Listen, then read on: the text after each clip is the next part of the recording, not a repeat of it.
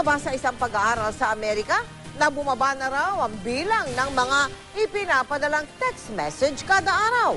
Ganito rin daw ang sitwasyon sa Pilipinas na tinagurian pa naman ding texting capital of the world, ha?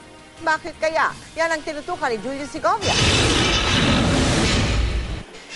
Bilang PR practitioner, di na halos binibitawan ni Philip Ace Falcon ang kanyang cellphone at iba pang communication gadgets.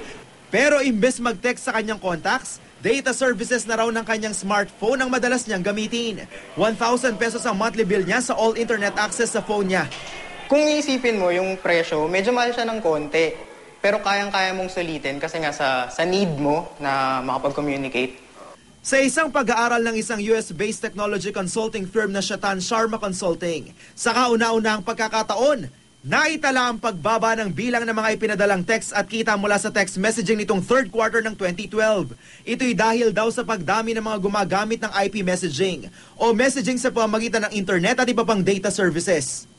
Ganito rin daw ang trend sa Pilipinas, bagay na pinatunayan ng National Telecommunications Commission. Nagsimula raw ang texting decline o pagbaba ng bilang ng mga nagte-text sa Pilipinas noong 2010, pero mas naramdaman daw ito noong nakaraang Pasko. Ina-expect noon na mataas ang traffic kasi Christmas season But hindi yun ang na-experience nila. No? Yung ina-expect nilang napakalaking traffic, volume of traffic, hindi yun ang dumating, kundi tumaas yung traffic naman sa social networking sites. Sa datos ng NTC, ang dating 2 billion text messages na naipapadala kada araw, nabawasan na raw ng halos 500 milyon kung tutusin. Mas mura sa halagang 200 pesos ang buwan ng unlimited text at call sa mga cellphone, kumpara sa halos 1,000 pisong monthly only data services sa smartphones. Pero mas makakatipid pa rin daw sa all internet access. Halimbawa, ang 5 piso sa text, 5 messages lang. Pero sa data services, ang 5 piso, katumbas na ng 30 minutong net surfing. Pagka ikaw ay nagpapadala lang, ang intention mo lang magpadala na napaka-kukunting mga information, mura yung text. Pero pagka ikaw nagpapadala na napakaraming information at mayroon pang video, mura yung data services na.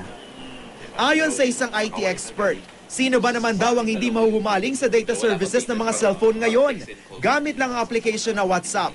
Para ka na ring nagte-text. Ang app naman na Viber, libre ang tawag kahit pa nasa abroad.